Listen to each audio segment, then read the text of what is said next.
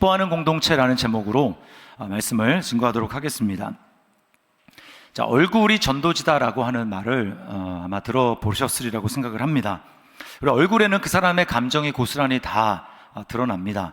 저희 집에 고양이를 한 마리 키우고 있는데 처음에는 몰랐는데 이제 고양이랑도 오래 있다 보니까 고양이의 그 표정에서 무슨 감정인지 읽힙니다. 눈을 자세히 들여다보고 있으면 미묘하게 얘가 지금 화가 났다 이런 거를 읽을 수가 있어요. 고양이를 읽을 수 있다면 우리는 당연히 사람과의 관계에서 얼굴에 드러나는 표정은 다 읽을 수가 있죠. 사람의 얼굴에는 기쁨과 슬픔, 즐거움과 우울함, 평안함과 분노, 기대나 실망 등이 이렇게 고스란히 드러나게 됩니다. 힘을 내어서 용기를 내야 될 그런 상황에서 모두가 다 낙심하고 우울해 있을 때 나만큼은 내가 침울해하지 않고 얼굴에 기쁨을 보일 수 있다면 사람들은 내 얼굴을 통해서 굉장한 영향을 받게 됩니다. 100마디의 말보다 얼굴 표정에 더 많은 영향력이 있는 것이죠. 예수님이 산상 수훈에서 제자들을 향해서 너희는 세상의 빛이다, 너희는 세상의 소금이다 그러면서 너희 착한 행실을 그 사람들에게 보여서 그들로 하나님께 영광을 올리게 하라라고 하셨던 그 착한 행실이라고 하는 것은 우리의 드러난 행동도 물론 있겠지만 그 전에 우리 얼굴에 드러나는 표정, 기쁨의 표정, 이것이 선한 영향력이라고 할 수 있습니다. 사도행전에 스데반 집사님의 이야기가 나오죠. 스데반 집사님이 긴 설교 끝에 이제 결국은 순교를 하게 되는데 시기심과 또 분노에 찬 유대인들이 던진 그 돌 무더기에서 이제 죽어가게 되는데 그 돌을 맞고 결국은 죽습니다. 그런데 성경은 뭐라고 기록하냐면 그렇게 고통 가운데 죽어가는 그 스데반 집사님의 얼굴에서 우리가 생각하는 것 이상의 상상하기 어려운 모습이 나타났다고 합니다. 천사의 얼굴 같았다라고 이야기를 해요. 그 사람들이 자기에게 분노와 그리고 시기를 가지고 돌을 던지는 그 사람들의 얼굴, 그들을 보면서도 스데반 집사님은 끝까지 아버지 저들의 죄를 저들에게 돌리지 마십시오라고 기도하면서 얼굴이 천사와 같았다라고 이야기를 합니다. 저는 스데반 집사님의 긴 사도행전 7장 전체가 설교인데 그 설교보다 마지막에 죽어가면서 그들에게 보여줬던 얼굴로 보여줬던 그것이 더 강력한 증거가 되었다고 생각을 해요. 거기에 누가 있었습니까? 거기에 예수님을 핍박하고 교회를 핍박하던 청년 사울이 거기에 있었어요.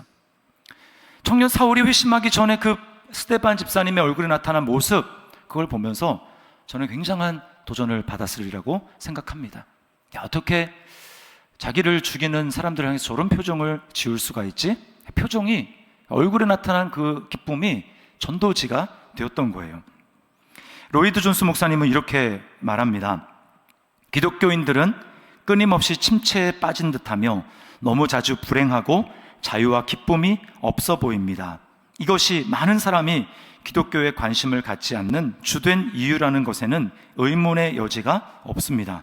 불행하게도 모든 것이 잘못된 방향으로 흘러가고 있는 이 세상에서 우리는 근본적인 기쁨을 드러내는 사람들로서 눈에 띄게 구별되어야 합니다. 자, 이 즈음에 옆에서 앉아서 예배를 드리는 옆에 있는 분들 한번 잠깐 보세요. 지금 얼굴이 어떤 표정인가? 얼굴이 전도지가 될 만한 표정인가? 아니면 전도를 막는 표정인가? 한번 생각을 해봤으면 좋겠습니다. 여러분, 오늘 본문은 우리에게 기쁨을 말합니다. 왜 그리스도인들은 기뻐할 수 있는가? 그리고 어떻게 그 기쁨을 계속 유지할 수 있는가? 거기에 대해서 지금 말씀을 하고 있는 거예요. 자, 먼저 다시 한번 기억할 것은 그리스도인의 기쁨은 내가 믿음으로 반응하고 있다는 것을 보여줍니다. 지난주에 뭐라고 얘기했습니까? 사랑으로서 역사하는 믿음이라고 얘기를 했죠. 내 안에 믿음이 있다면 그것은 분명히 사랑으로 드러날 것이다. 사랑으로 드러나야 진짜 믿음이다 라고 했는데 오늘 똑같은 의미에서 기쁨이 바로 그렇다고 할 수 있습니다. 내가 정말 믿음으로, 하나님이 원하시는 믿음으로 살아가고 있다면 내 안에 당연히 나타나야 될 것은 바로 기쁨이라고 하는 거예요. 여러분, 기쁨은 내가 지금 믿음으로 반응하고 있다라고 하는 것을 보여주는 리트머스 시험지와 같습니다. 웬 생소한 말을 하시나 여러분. 예전에 초등학교인지 중학교인지 정확하게 기억은 안 나는데요, 리트머스 그 시험지로 자연 시간인가 실험을 했던 기억이 납니다. 산성과 염기성, 알칼리성, 어떤 게 산성이고 어떤 게 알칼리성인가, 이것을 시험하려면 리트머스 시험지를 딱 담가보면 아는 거예요. 그래서 그 알칼리에 딱 빨간색 리트머스 종이를 넣으면 그 빨간색 리트머스 시험지가 파랗게 바뀝니다. 또 산성에다가 푸른색 리트머스 종이를 넣으면 그 푸른색 리트머스 종이가 빨갛게 바뀌는 거예요. 제가 이거 다시 외우느라고 굉장히 애를 썼습니다. 어떤 게 빨간 건가, 어떤 게 파란 건가. 뭘 보여주냐면 분명히 반응을 한다라는 거예요. 우리에게 진짜 믿음이 있다면 거기에 지난주에는 사랑으로, 또 이번 주에는 기쁨으로 반드시 변하게 되는 그 모습이 나타나야 한다라는 것입니다. 여러분, 로마서 4장 앞에서는 아브라함이 믿음으로 하나님 앞에 의롭다 하심을 받은 이야기가 나오고, 아브라함과 똑같이 우리가 그리스도 안에서 그분을 의지함으로 말미암아 우리가 의롭다함을 받았다라고 이야기를 합니다. 그리고 이것을 믿게 될 때 5장에서 오늘 얘기하는 우리에게 나타나는 두 가지가 있는데, 첫 번째가 평안이라고 얘기하고, 평강이라고 얘기하고요, 화평이라고 얘기하고, 또 하나가 기쁨입니다. 평안이라고 하는 것은 더 이상 내가 하나님과의 적대적인 관계가 아니고 하나님과 나는 화해가 되었기 때문에 마음속에 주어지는 이 평안함을 이야기를 하는 거예요. 그런가 하면 기쁨은 한 단계 거기서 더 나가는 것입니다. 우리에게 기쁨이 있다고 이야기를 해요. 자, 2절을 다시 한번 읽어보겠습니다. 2절 같이요. 또한 그로 말미암아 우리가 믿음으로 서 있는 이 은혜에 들어감을 얻었으며 하나님의 영광을 바라고 즐거워하느니라. 공동 번역에서는 여기 즐거워하느니라고 하는 것을 기뻐한다라고 이렇게 번역을 했습니다. 여러분, 여기서 우리가 즐거워한다, 기뻐한다라고 하는 것은 세상적인 의미에서의 기쁨과 즐거움이 아닙니다. 세상적인 의미에서 기쁨과 즐거움은 뭐예요? 내가 그럴 만한 이유가 반드시 있어야 합니다. 그래야 기뻐하는 거예요. 어떤 내가 기뻐할 수 있는 특정한 조건이 갖추어졌을 때 그때 기뻐하는 것이 세상의 기쁨입니다.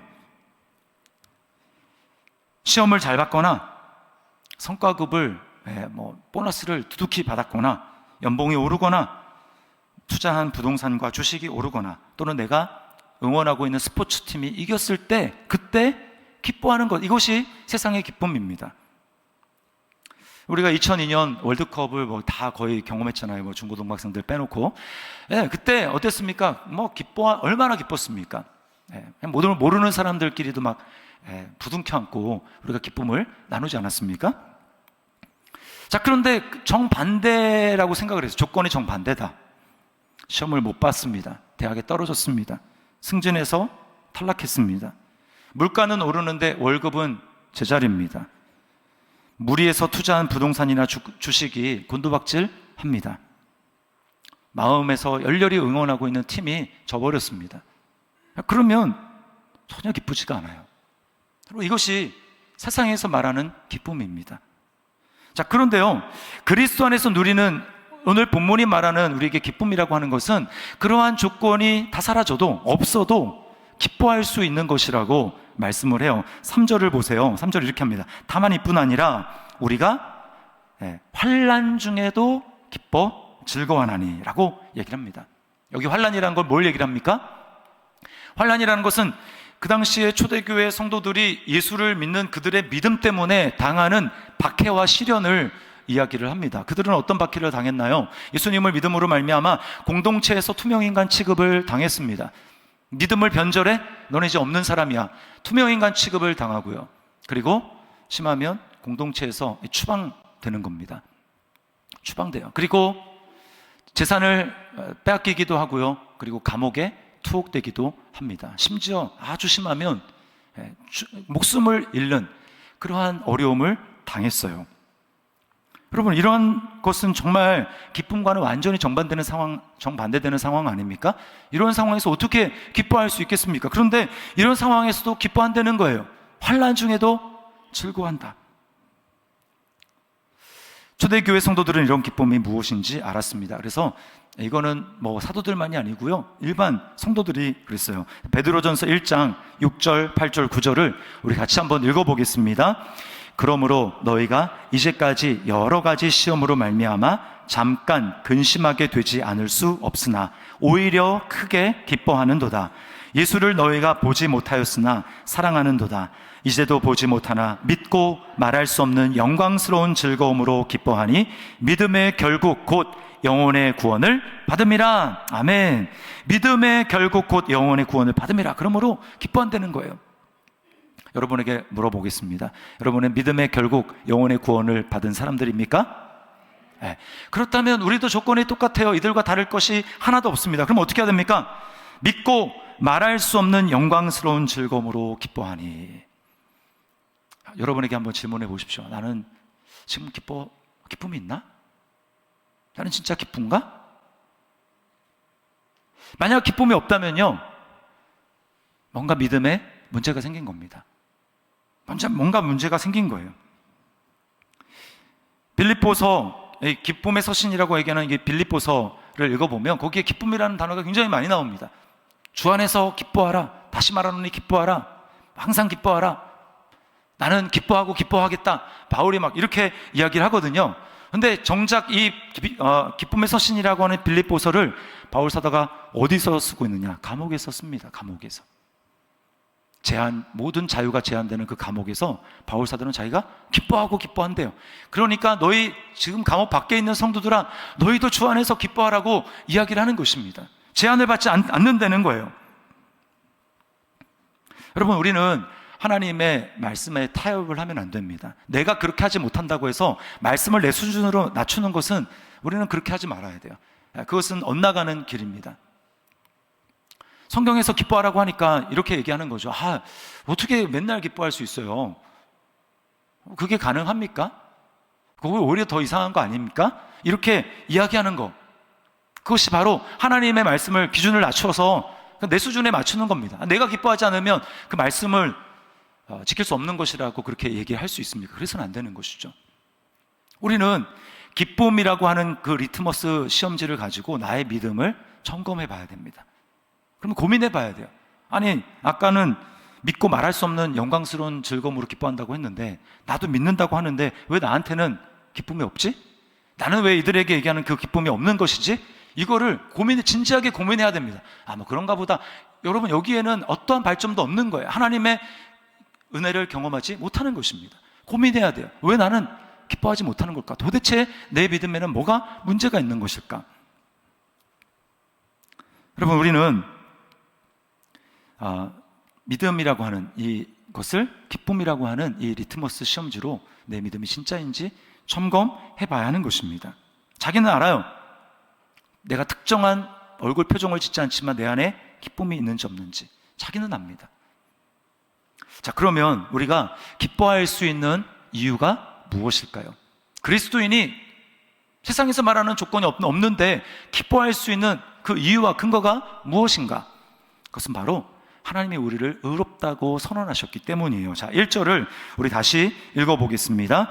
그러므로 우리가 믿음으로 의롭다 하심을 받았으니 우리 주 예수 그리스도로 말미암아 하나님과 화평을 누리자. 여러분, 의롭다함을 받는다라고 하는 뜻이 뭘까요?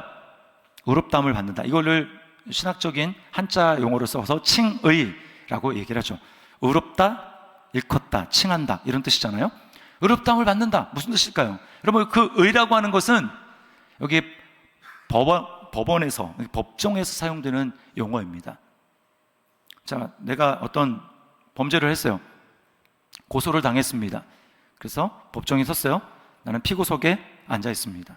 재판장 바로 앞에가 피고석이잖아요. 피고석에 앉아 있어요. 그리고 왼쪽에는 보통 이제 변호인 측이 앉아 있죠. 오른쪽에는 검사 측. 검사 측이 내 범죄 행위를 입증하는 갖은 증거들을 이야기를 합니다. 그러면서 이 사람은 이런 형벌을 받아야 합니다 라고 이야기를 합니다. 그 검사가 낸 증거는 너무 빼박 증거예요. 그래서 이제 나는 끝났구나 라고 하고 있는데, 아주 탁월한 변호사가 그 검사의 증거를 다 깨뜨릴 만한 대단한 논리를 가지고 증거를 제시하면서 이야기를 합니다. 양쪽의 이야기를 다 들은 재판장이 마지막 날에 판결을 내립니다. 당신은 무죄로 선언합니다. 땅. 여러분, 이게 법정에서 얘기하는 의롭게 되었다라고 이야기를 하는 거예요. 여러분, 모든 사람들은 의에 관심이 있습니다. 이것이 끊임없이 오늘날도 법정인 드라마나 또는 영화가 만들어지는 이유예요.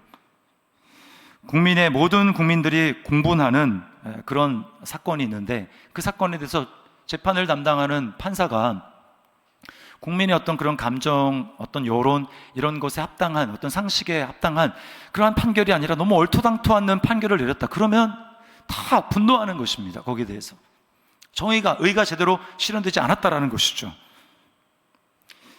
우리는 모든 사람들이 의에 관심이 있다는 걸 알아야 되는데, 그 더 근원적인 이유는요, 왜 그러냐면 우리 마음속에 보이지 않는 법정이 다 존재하기 때문에 그렇습니다. 우리 모든 사람의 마음에는 다 법정이 있어요. 이 법정에는 끊임없이 싸움이 벌어집니다. 법리 싸움이 벌어집니다. 왜냐하면 우리에게 양심이 있기 때문이에요. 양심은 내 마음의 기능이지만 이 마음은 내가 만들어낸 것이 아니라 하나님이 내게 심어준 것이기 때문에 우리 안에서 끊임없이 다툼이 있습니다. 한쪽 편에서는 이렇게 얘기합니다. 네가 잘못했어. 네가 죄인이야. 이건 네가 잘못한 거야 라고 나에 대해서 정죄를 합니다. 반대쪽에서 또 이런 생각이 들어요. 아니야, 내 의도는 그게 아니었어. 그렇다 할지라도 나만 그런 거 아니잖아?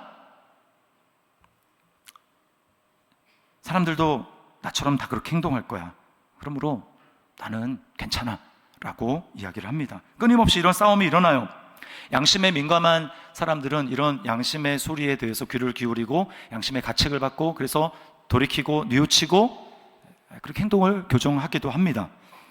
그런데 반면에 양심에 둔감한 사람들은 속에서 그런 일이 일어나는데 그걸 무시해버려요. 점점 마음속에 둔감해지는 것입니다. 그런데요, 교회에 나와서 성경을 듣고 하나님 말씀을 듣는 교회 신앙생활을 하는 사람들은요, 양심의 기준이 세상 사람들도 엄청나게 높습니다. 왜 그럴까요?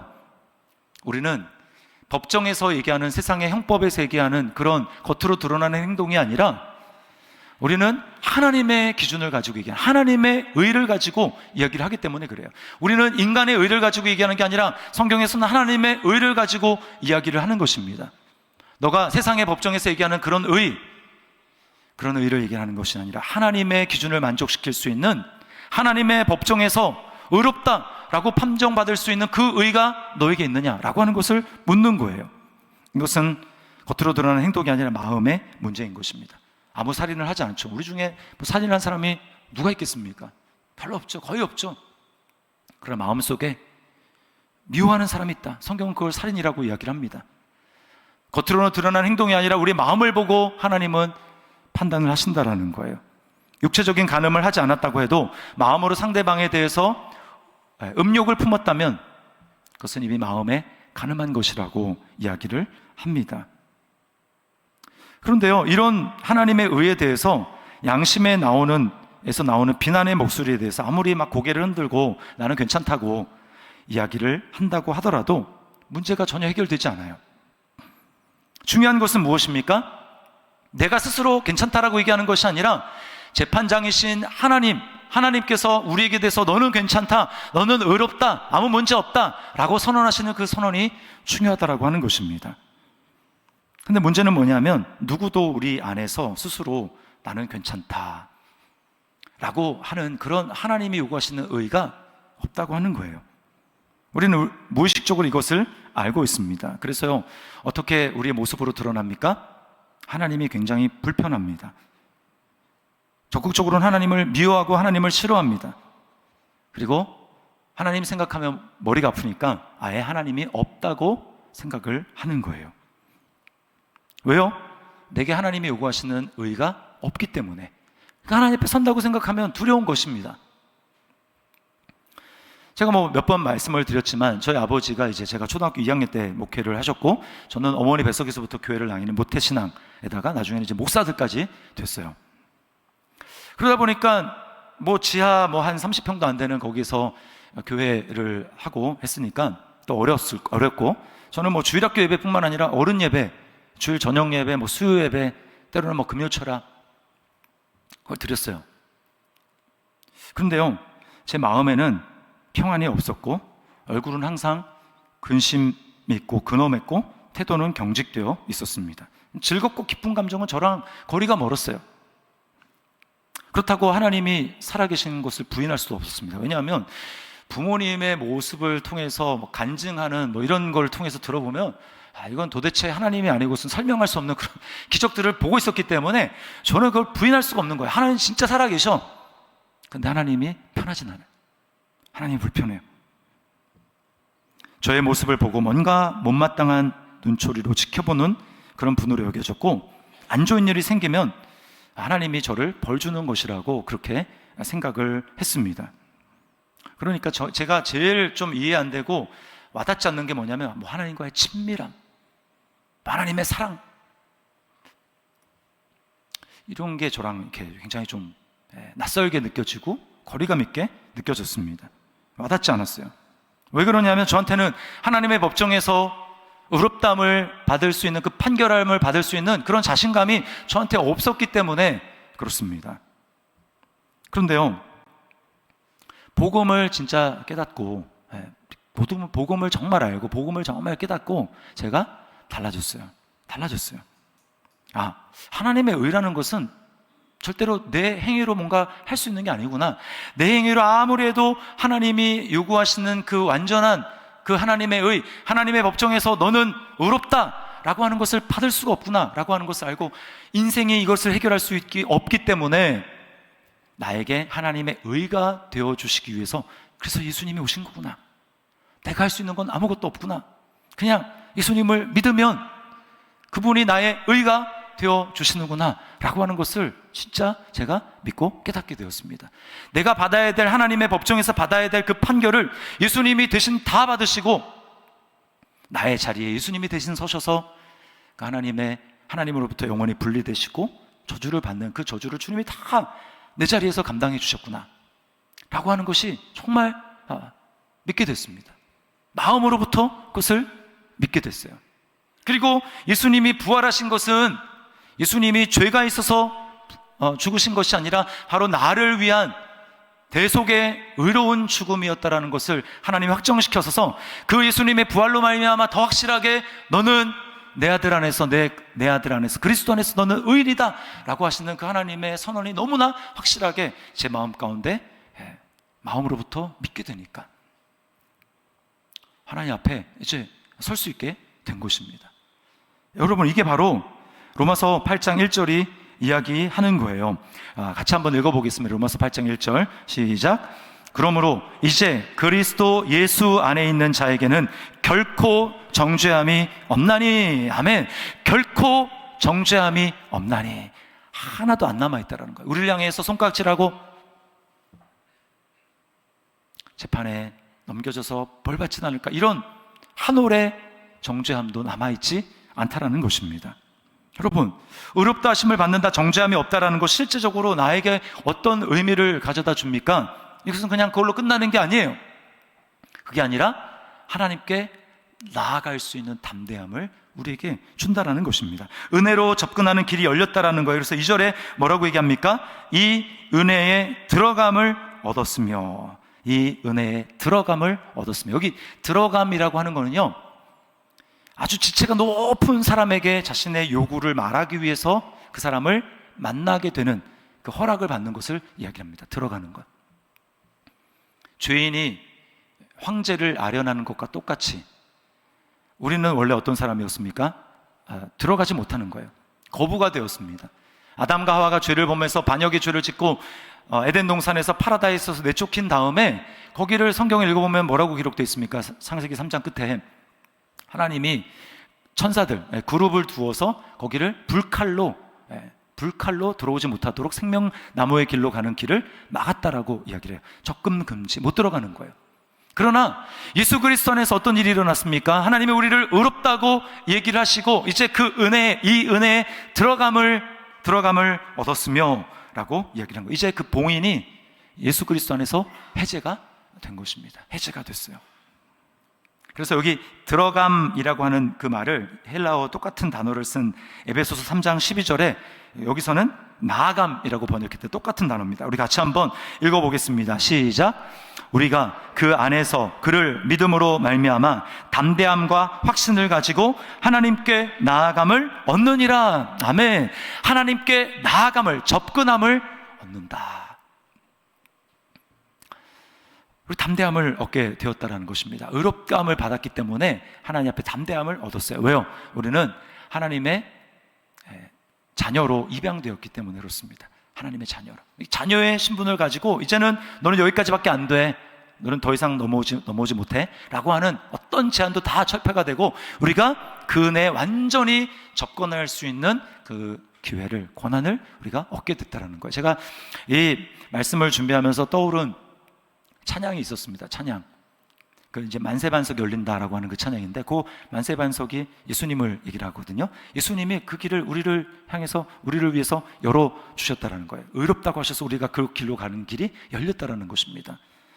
그래서 그 2절인가 3절에 보면, 빈손 들고 앞에 가 십자가를 붙드네, 의가 없는 자라도 도와주심 바라고 생명샘에 나가니 나를 씻어주소서. 씻음 받았고 그 다음 절에 뭐라고 나냐면, 살아생전 숨쉬고 죽어 세상 떠나서 거룩하신 주 앞에 끝날 심판 당할 때 만세반석 열리니 내가 들어갑니다. 예수 그리스도 안에서 그 길로 들어가는 놀라운 은혜의 문이 활짝 열렸음을 여러분 믿으시기를 바랍니다. 여러분, 이것이 바로 우리에게 주어진 놀라운 은혜라고 하는 거예요. 그렇다면 여러분, 우리가 이 기쁨을 한 번이 아니라 계속해서 누리기 위해서 우리는 어떻게 해야 될까요? 내가 예전에는 기쁨이 있는데 지금은 기쁨이 없다. 지금 그 기쁨을 누리기 위해서는 어떻게 해야 될까요? 마찬가지입니다. 우리가 믿음으로 기뻐할 수 있다는 거예요. 믿음을 계속 적용해야 하는 것입니다. 오늘 제가 말씀을 묵상하면서 제 눈을 사로잡았던 그 구절이 2절에 이런 구절이에요. 믿음으로 서 있는 이 은혜, 믿음으로 서 있는 이 은혜에 들어감을 얻었으며, 여기 얻었다라고 하는 것은 우리에게 이미 일어난 일인데 그것을 유지하는 건 뭐라고 하는 거예요? 여기 믿음으로 서 있다라고 하는 것은 이게 반복을 얘기를 하는 겁니다. 현재 동사는 반복을 얘기를 하는 거예요. 계속해서 믿음으로 서 있다라는 거예요. 무엇입니까? 하나님의 은혜를 누리기 위해서 우리에게 필요한 것은 계속적인 믿음이라는 것입니다. 은혜의 땅에 계속해서 설 수 있도록 만드는, 우리로 하여금 넘어지지 않고 계속 서 있어서 그 은혜를 공급받을 수 있는 유일한 비결은 다른 것이 아니라 우리로 하여금 믿게 만드는, 하나님 앞에 서게 만드는 이 믿음이라고 하는 이 지팡이, 이것을 짚고서만 우리는 은혜 땅에 설 수 있다라는 거예요. 믿음이라고 하는 안경을 써야만 하나님의 은혜의 세계가 펼쳐지고 보여진다라는 것입니다. 거기서만 우리가 기쁨을 누릴 수가 있는 거예요. 예수님을 처음 믿을 때는 다 이런 것이 있습니다. 그런데 문제는 뭐냐면, 이 은혜라고 하는 것이요, 우리 본성을 거스릅니다. 세상에는 은혜가 없어요. 조건적입니다. 100%의 은혜가 없습니다. 그래서 항상 우리는 예수님을 믿는다면 세상을 살아가다 보니까 세상에는 뭐예요? 공짜가 없어요. 공짜 좋아하다가 얼마나 많이 속습니까? 네. 제가 여러 번 속았어요. 공짜 좋아하다가 가면 뭐 항상 뒤에서 또 조건이 나와. 뒤에서 진짜 뭐 주는가 보다 해서 가면 항상 뒤에서 조건이 붙더라고요. 그래서 막 돈 날린 게 굉장히 많습니다. 미끼를 물어가지고. 그러다 보니까요, 세상은 노력한 만큼 얻을 수 있는 거예요. 세상의 메시지에 익숙해져서 하나님은 우리에게 100% 은혜로 우리에게 주셨는데, 우리는 세상의 오염된 메시지를 받아들여서 하다 보면 마치 하나님의 은혜도 내가 받으려면 내가 뭔가 행위가 필요한 거야. 내가 뭔가 노력을 해야 돼 라고 생각을 합니다. 왜곡시키는 거예요.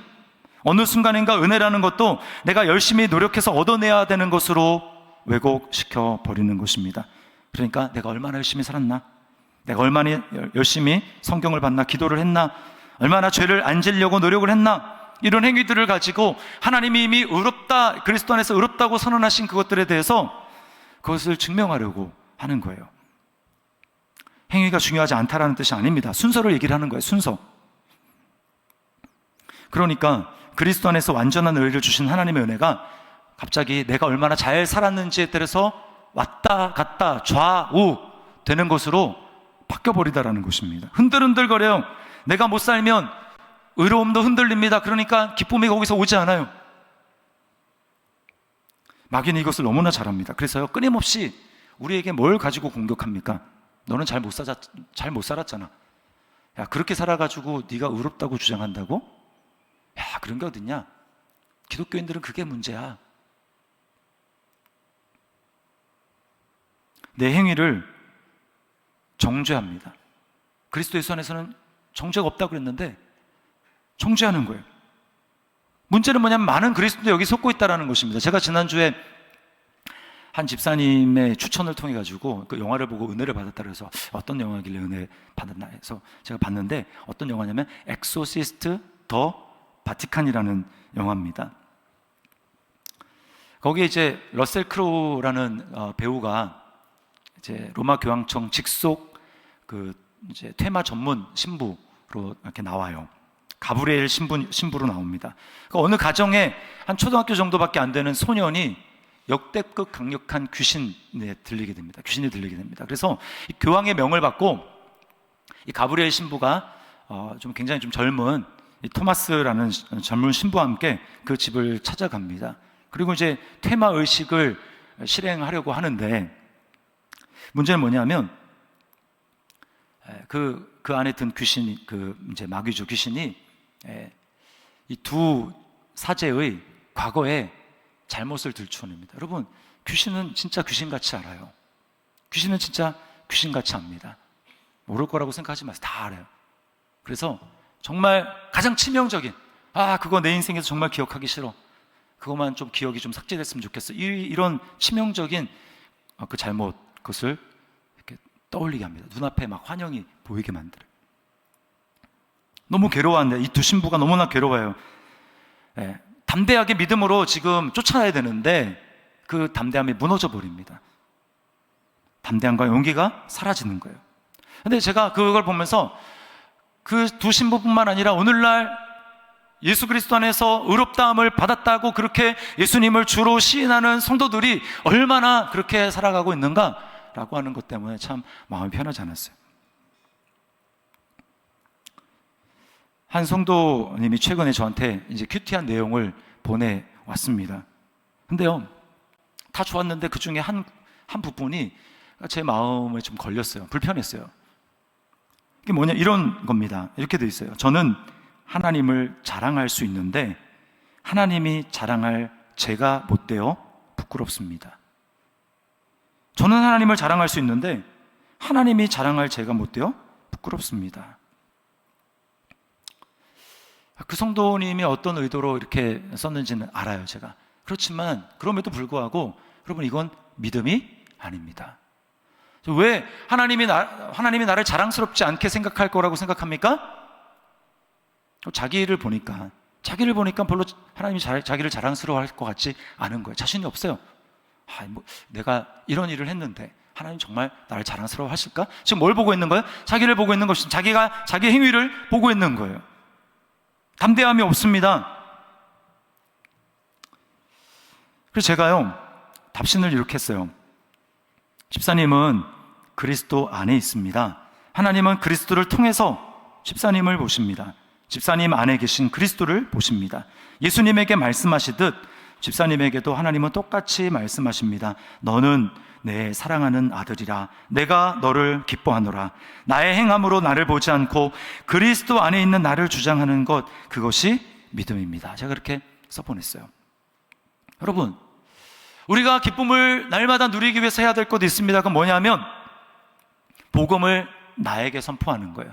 여러분, 복음은 남에게 전파하기 전에, 남에게 전하기 전에 가장 먼저 나에게 매일매일 선포해야 하는 것입니다. 제가 지난주에 믿음이라는 반응이라고 얘기했잖아요. 반응, 뭐에 대한 반응이라고 했습니까? 하나님의 은혜에 대한 반응이 믿음이고 하나님의 사랑에 대한 반응이 믿음이잖아요. 그러면 내가 믿음으로 살아가려면 내 앞에 일단 뭐가 있어야 됩니까? 하나님의 은혜가 있어야죠. 하나님의 복음이 있어야죠. 그리스도의 복음이 내 앞에 있어야 그걸 바라보면서 내가 믿음으로 반응하든지 할 것 아닙니까? 근데 내 앞에 복음이 없어요. 어떻게 믿음으로 반응하며 기쁨을 누릴 수가 있습니까? 불가능한 거예요. 큐티를 하더라도 여러분, 복음으로 하는 큐티와 그렇지 않은 큐티는 전혀 다릅니다. 내가 주님을 위해서 뭘 할까? 이것 이전에 주님이 그리스도 안에서 나를 위해서 무슨 일을 하셨는가? 나는 믿음으로 그 은혜를 어떻게 누리고 있는가? 이것을 바라보면서 은혜 안에서 은혜에 대한 반응으로 믿음으로 하는 큐티와 그냥 하는 큐티, 오늘 이렇게 살아야 되겠네? 거기에 기쁨이 없습니다. 왜요? 다 내가 해야 될 일이야. 부담스러워요. 은혜가 없이 내가 하려니까 짐입니다. 또 이렇게 하라고 말씀하시네. 또 이런 걸 요구하시네. 기쁨이 없어요. 복음이 선포돼야, 은혜가 먼저 선포돼야 거기에 내가 믿음으로 반응해서 그 안에서 믿음의 결과인 기쁨이 따라오는 것입니다. 다른 사람에게 복음 전하기 전에 자기에게 복음을 전파하세요. 로마서 10장 17절 말씀을 표준 세번역으로 우리 같이 한번 읽어보겠습니다. 시작. 그러므로 믿음은 들음에서 생기고 들음은 그리스도를 전하는 말씀에서 비롯됩니다. 믿음이 어디서 생긴다고요? 들음에서. 뭘 들어야 됩니까? 나에게 뭘 하라 마라 라고 하는 하나님의 말씀이 아니라, 할 수 없기 때문에, 나에게 의가 없기 때문에 그리스도 안에서 선포된 하나님의 복음, 그리스도의 말씀, 그 복음, 내가 너를 위해서 죽었다, 너는 내 안에서 의롭다 라고 말씀하시는 그 하나님의 복음의 말씀을 들어야 돼요. 날마다 들어야 됩니다. 그래야 거기서 믿음으로 반응하는 거예요. 나는 그리스도 안에 있습니다. 나는 그리스도 안에서 내 꼬라지는 그렇게 잘 못 살 때도 많지만, 그러나 나는 새로운 피조물입니다. 나는 용서받은 하나님의 자녀고 의인입니다. 나는 그리스도 안에서 거룩합니다. 내 안에 성령님이 계십니다. 나는 그리스도 안에서 하나님 나라를 누리고 있습니다. 선포해야 돼요. 제가 아까 보니까 참 답답했던 게, 여러분, 선포는 꼭 어떤 시간에만 하는 게 아니에요. 보니까 여러분이 일주일 동안 힘들게 살았잖아요. 막 또 찌들이고 막 기분 좋은 일 별로 없고. 아까 보니까 찬양을 하는데 이렇게 입을 이렇게 잘 안 벌려요. 선포하는 건 입을 벌려야 됩니다. 근데 기분이 안 좋으니까, 지금 찬양할 기분이야 내가 지금, 이렇게 입을 닫고 있잖아요. 계속 기쁨이 없어요. 계속. 설령 내가 지금 기분 안 좋은 일이 있다 할지라도 입을 열어야 됩니다. 입을 열어야 돼요. 그래서 거기에 마음을 실어서요, 찬양을 입을 열고 선포하고 하다 보면 어느 순간에 기뻐져 있어요, 내 마음이. 근데 입을 열지 않잖아요? 계속 기쁘지 않습니다. 여러분, 선택해야 돼요. 내가 찬양을 통해서든지 아니면 복음을 나한테 선포하든지 해서 그 복음에 대한 반응으로 내가 기뻐할 것인지, 아니면 기분이 이런데 무슨 내가 찬양이야, 나 이렇게 살았는데 뭐 좋은 게 있겠어 라고 하면서, 그렇게 하면 여러분 계속 사단에게 정죄당하고 계속 자신감 없고 계속 자기를 자책하면서 기쁨 없이 그렇게 살아가는 거, 얼굴에 맨날 이렇게 찌푸려져 있고. 우리 더 이상 그런 존재가 아닙니다. 여러분, 우리 달라집시다. 아멘이 별로 안 크네. 여러분, 달라집시다. 어떤 분이, 몇몇 분이 저보고 목사님이 달라지셨대요. 그래서 달라졌다는 그 긍정적 의미에서 달라짐입니다. 과거보다 목사님이 달라졌대요. 제가 달라질 수 있었던 비결은 여러분보다 복음을 더 많이 선포하기 때문에. 저는 아침에 일어나면 맨날 저한테 복음을 선포합니다. 제가 또 다른 거 생각하기 전에 딱 눈을 뜨고 중간에 화장실을 일어나서 이제 용변 보려고 간다 그러더라도 일어나서 제가 선포합니다. 나는 그리스도 안에 있지. 나는 그리스도 안에 있습니다. 그리스도 안에서 하나님이 저를 완전히 받아주셨습니다. 나는 그리스도 안에서 너무 특별한 존재입니다. 나는 그리스도 안에서 이미 새로운 피조물로 오늘 살아가고 있습니다. 기분이 좋아서가 아니에요. 몸의 컨디션이 좋아서가 아닙니다. 선포하는 거예요. 복음을 나에게 선포하는 것입니다. 그러면요, 신기하게 거기에 맞게 환경이 펼쳐지는 거예요. 여러분, 믿으시기를 바랍니다. 이게 믿음이에요. 믿음은 그냥 상황에 따라서 떠밀려가는 게 아닙니다. 감정에 따라서 떠밀려가는 게 아닙니다. 환경이 이러니까 난 이렇게밖에 할 수 없어. 기분이 이러니까 난 이렇게밖에 할 수 없어. 마귀가 그렇게 얘기를 하는 겁니다. 그러나 믿음은 복음을 선포하고 거기에 따르는 반응.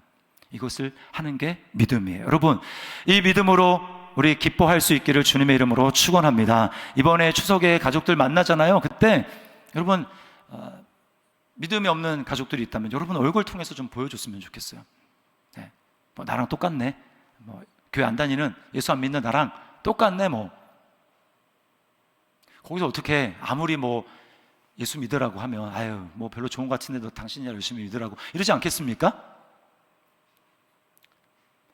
우리 믿음으로 기뻐할 수 있기를 바랐고 그 기쁨이 우리 얼굴에 나타나서 우리의 모습을 통해 얼굴이 전도지가 되어서 주의 복음을 증거하고 우리를 통해 하나님이 드러나시는 그러한 기쁨이 있는 공동체, 또 우리 가정, 또 우리 나 자신이 될 수 있기를 주님의 이름으로 축원합니다. 우리 말씀을 기억하면서 우리 하나님 앞에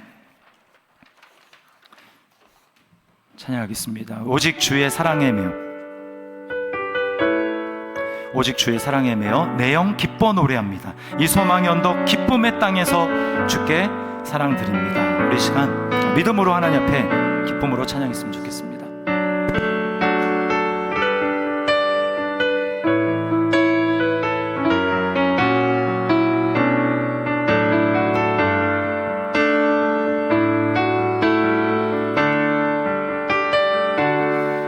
오직 주의 사랑에 매여 내 영 기뻐 노래합니다.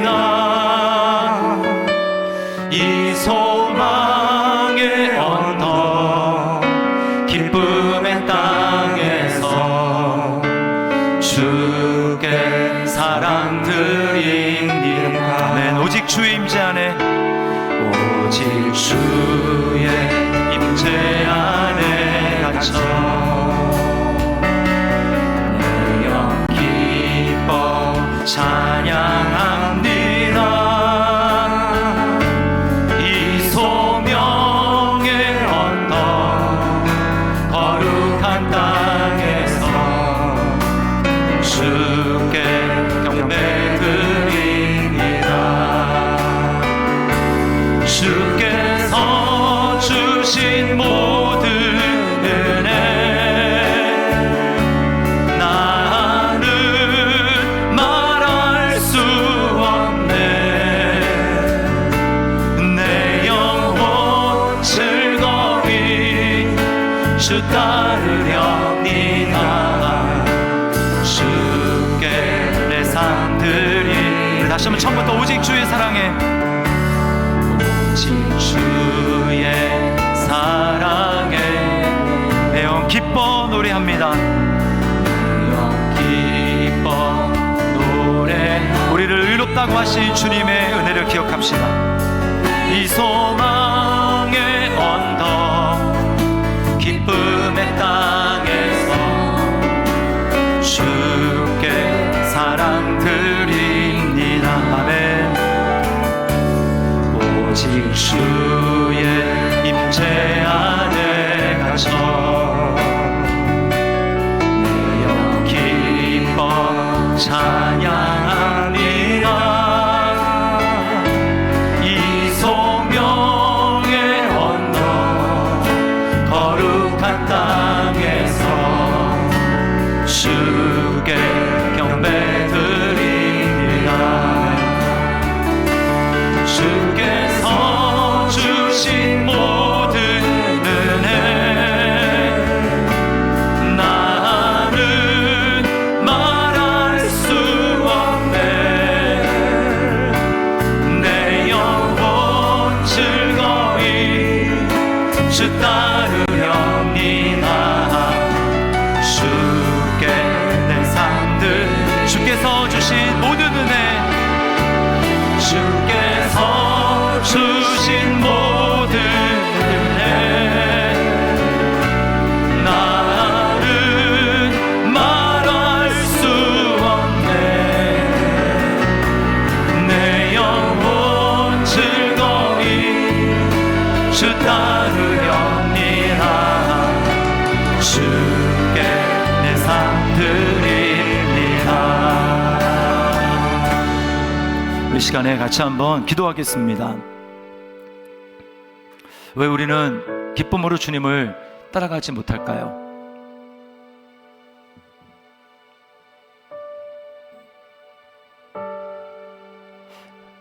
지금 믿음으로 기뻐하지 못하고 있기 때문입니다.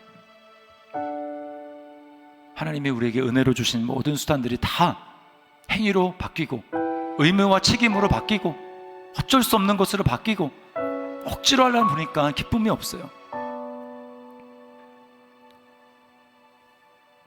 예수님을 처음 믿었을 땐 기쁜데 왜 지금 기쁘지 않을까요? 하나님이 값없이 우리에게 100% 은혜로 주신 구원, 그것을 어느 순간인가 내 행위로 변질시키고 있기 때문입니다.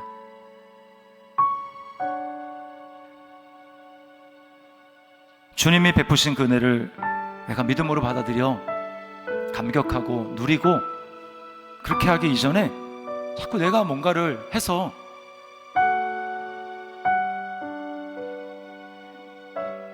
그게 가능했다면 하나님이 나의 행위로 구원하셨겠죠. 왜 안 되는데? 우리는 끊임없이 그것으로 칭의를 믿어서 성화로 나아가야 되는데, 성화를 이루어내는 나의 노력으로 칭의를 믿어보려고 하니까 자신이 없습니다. 흔들립니다. 흔들리는 거기에 기쁨도 없습니다. 날마다 여러분 복음을 선포해야 합니다. 날마다 믿어야 합니다. 우리의 삶은 믿음에서 믿음으로 이루는 거예요. 그 말은 은혜에서 은혜입니다. 그 은혜가 먼저 있고 그 은혜에 대한 선포와 거기에 대한 나의 반응이 있을 때 거기서부터 내 삶이 기쁨으로 나아가게 되는 거예요. 이 시간 우리 주님, 제가 주님 앞에 믿음으로 반응하지 못했음을 고백합니다. 다시 한번 내 삶 가운데 믿음으로 반응해서 주님, 당연하게 기쁨이 있는 것은 너무나 당연한 것인데 그러지 못했던 내 삶을 돌이키고 이제 내 삶을 통해 얼굴에 기쁨이 있게 하시고 그래서 자연스럽게 주님이 증거되는 삶을 살아갈 수 있도록 주님, 나에게 역사하여 주시옵소서, 은혜를 베풀어 주시옵소서. 우리 시간에 같이 한번 한 목소리로 우리 기도하며 나가도록 하겠습니다. 기도하시겠습니다.